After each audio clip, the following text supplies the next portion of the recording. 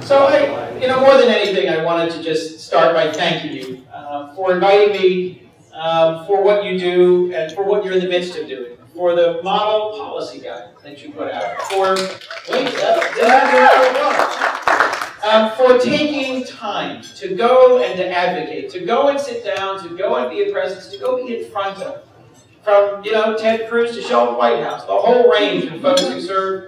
Right? I mean, right from Tammy Baldwin to Johnny Hurts, we've got a remarkable array of backgrounds and values in the United States Senate, and we need to be reminded that we represent a very broad range of views, of beliefs, of backgrounds, of attitudes in this country. I take seriously the idea that I need to represent all of Delaware. I take seriously that even folks who do not share any of my worldviews, several of whom I spoke to this afternoon, deserve effective and engaged representation. That's, at the end of the day, I think that is one of my core commitments as a senator.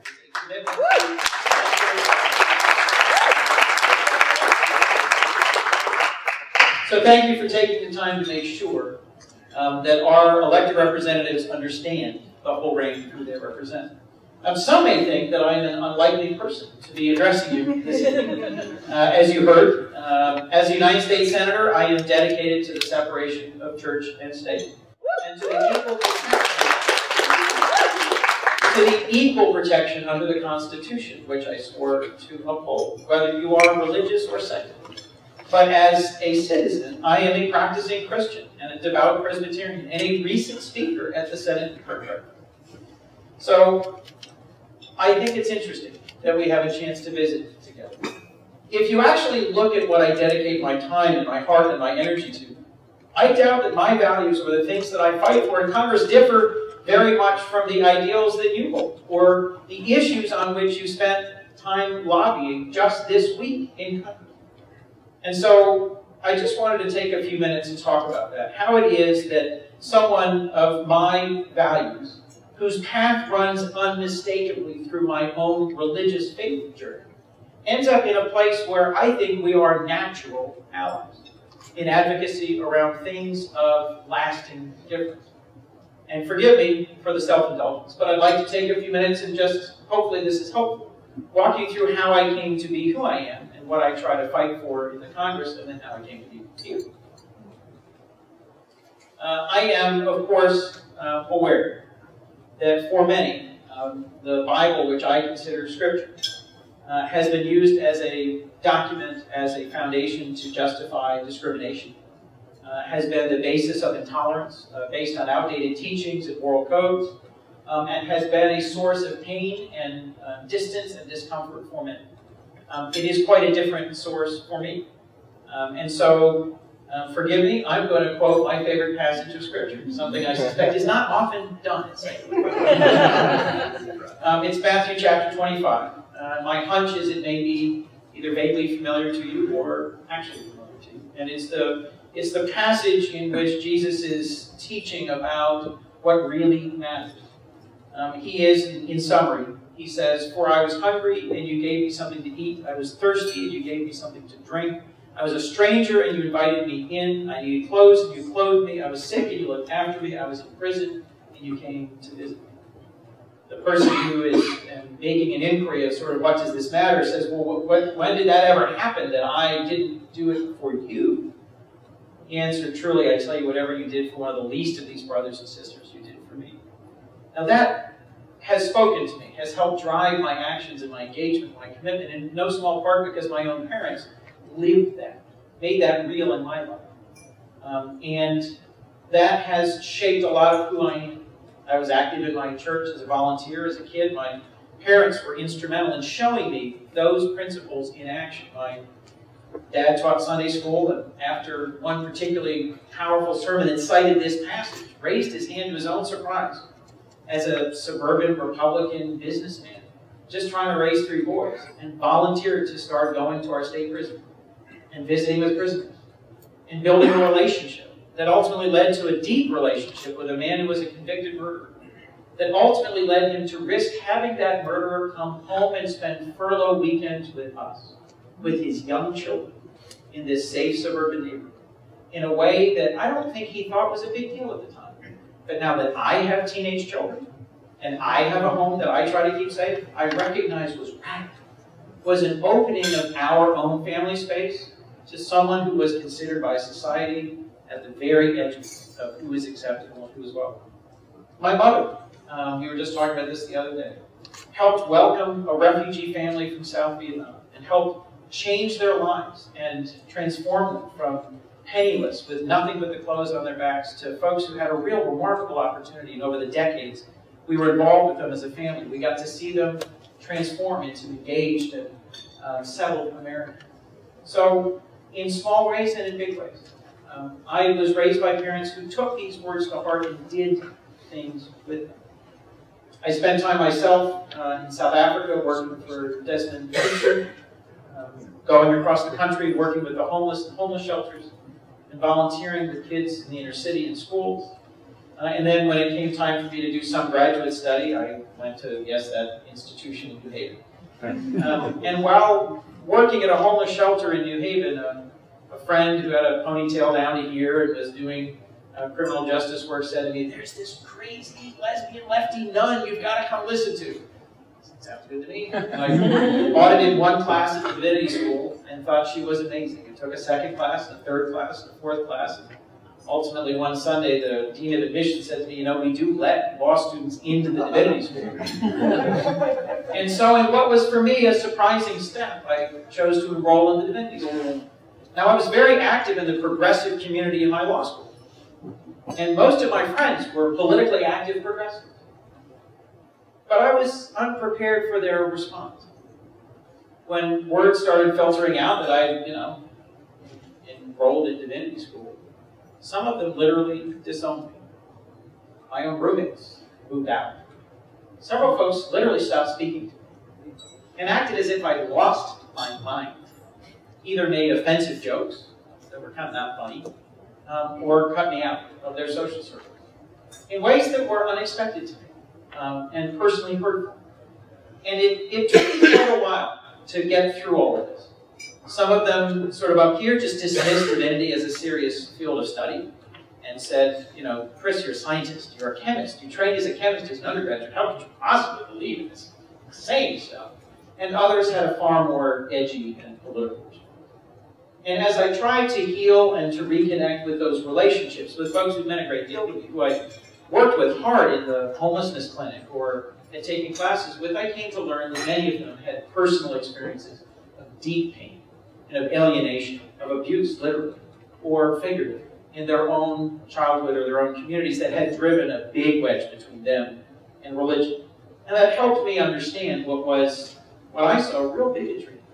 Frankly, we were a group of progressives who were really proud of how welcoming and open we were, and how virtually any possible lifestyle, worldview, or attitude was something we would embrace, right up until the moment when I said I believed in God and was unwelcome. I wrestled with that for quite a while.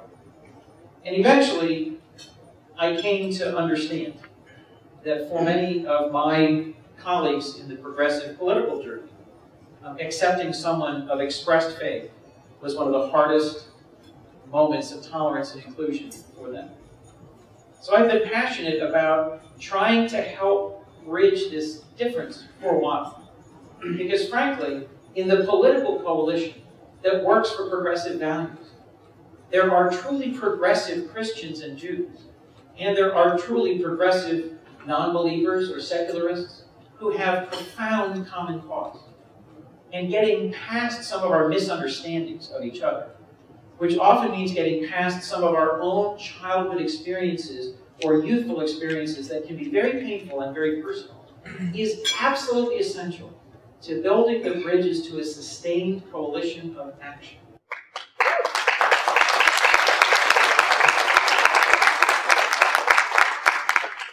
I also suspect that one of the main reasons my choice was so difficult for so many of my progressive friends to understand was because religion had come to be so closely associated with right-wing politics, rather than dedication to any progressive values. Once grounded in faith, had become more associated with dogma, with arrogance, with a certain rigid certainty than with my own experience, which was an association with questioning, with tolerance, with inclusion, and with doubt. One thing that divinity school actually drove home for me was the centrality of doubt to faith. That faith without doubt isn't faith, it's extreme. After all, when you spend hour upon hour studying scholarly interpretations of ancient and opaque texts, it's hard to be overcome by anything other than humility in the face of what is a largely unsolved and unsolvable mystery. And in my particular church, I'm Presbyterian, the tradition of our church is one that gives each individual relatively wide latitude to understand what is the intersection between the eternal or the religious and the secular or the daily.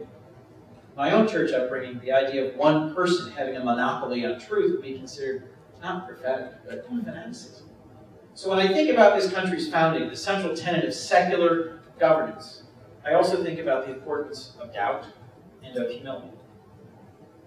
As a person of faith, I think it's foundational to our country that if we allow people to choose their path of faith, they must of course be also free, welcomed, celebrated to choose not to have faith in a supreme being, but instead to be optimistic about the possibilities for ethical living and good citizenship rooted in first principles, rooted in however you describe, how you derive your principles for living. And although I started by perhaps puckishly quoting from the book of Matthew, there is, I'm aware, nothing uniquely Christian about those values.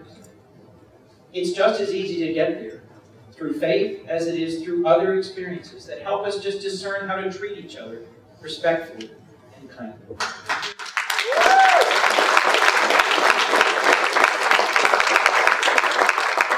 And if that's true, then surely it is those universal values of equality and of justice and of inclusion that transcend one's faith orientation or secular orientation that should be our guiding light as policymakers.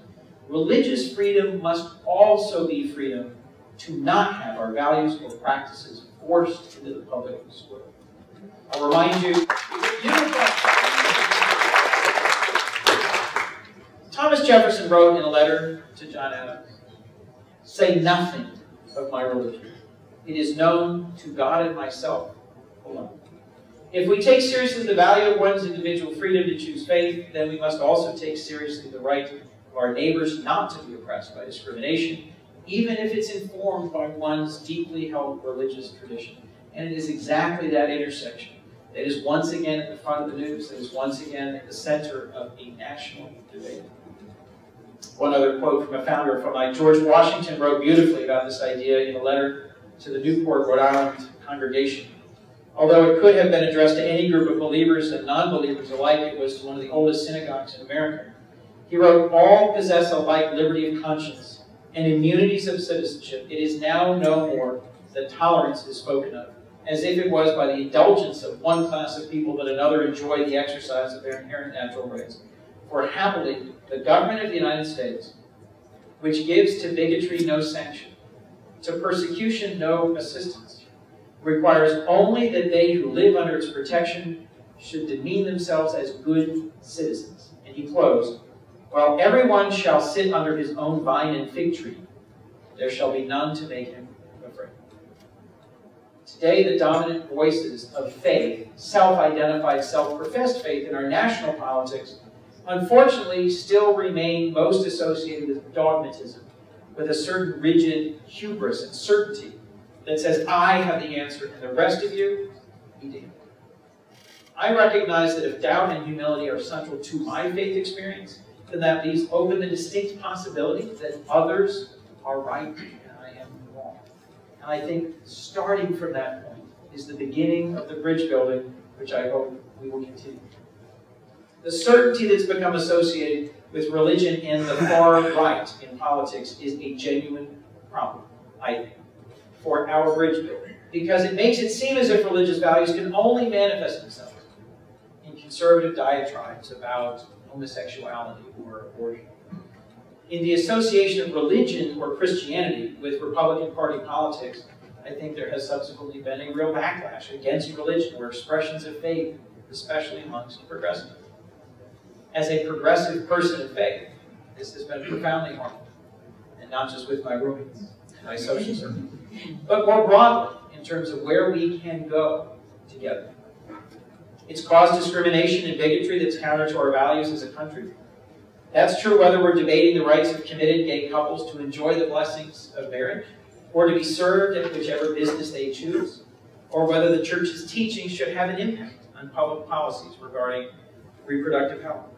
Equality and freedom from discrimination are fundamental to who we are as a country. They are the birthright of every American, and no matter what your upbringing teaches, that must be for us non-negotiable. Second, the association of religion with certainty and conservatism has served to diminish the power of progressive voices of faith. It's made it seem as if the more religious one is, the more conservative you must be. Yet here I am, devout, believing Presbyterian, and I'm proud that my church ordains both gay and lesbian clergy and blesses marriages of opposite sex and same-sex couples alike.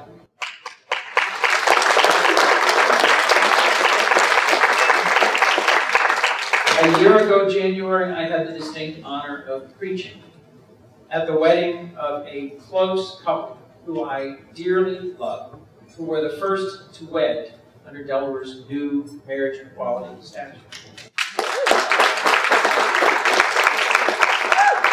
And I think as small acts of engagement, of positivity like that, that cross the bridge between the progressive and the faithful happen across our country, there will, I hope, be somewhat of a diminution of what has so long been the distance between those of progressive political values and those of progressive faith. Lastly, and I think this is a point we miss far too much, the destructive influence of religion in conservative politics has served to drive a wedge between religious and secular Americans who should be working together. I know I've made that point before. I share your profound belief in secular governance, yet I'm also mindful and informed by the fact that, in my view, every major social movement in American history had its central animation, in part, in houses of worship. Whether the labor movement, the American Revolution, abolition of slavery, the social gospel, the civil rights movement, was the combination of folks from the African American church to Catholic parishes, to synagogues, to Protestant congregations all over the country that were central drivers of social change. Building and sustaining an alliance between those social change movements, outside and inside houses of faith, is the only way we can be successful in the long term in continuing to transform this to a country where all backgrounds are respected and included. Faith doesn't manifest itself uniformly, and progressives of faith need to be able to speak openly about their values, not to evangelize, but to allow these alliances to be formed and to be built sturdier. From the purpose of coalition building, whatever the cause may be, we have to recognize we need as many allies as possible. I'm not going to guess how your visit to Senator Cruz's office went today. But my hunch is, as you look at today's Congress, you recognize that we need each other more than we ever have before.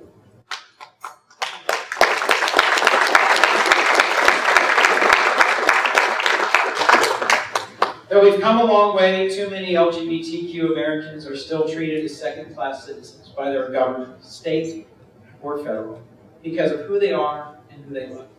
Though we've made a long journey in the 50 years since Selma, too many African American men today are put behind bars with their futures extinguished because of draconian drug laws. While we've created more wealth than any nation on earth, too many of our children go to bed hungry, and too many of their futures are diminished simply because of their zip code.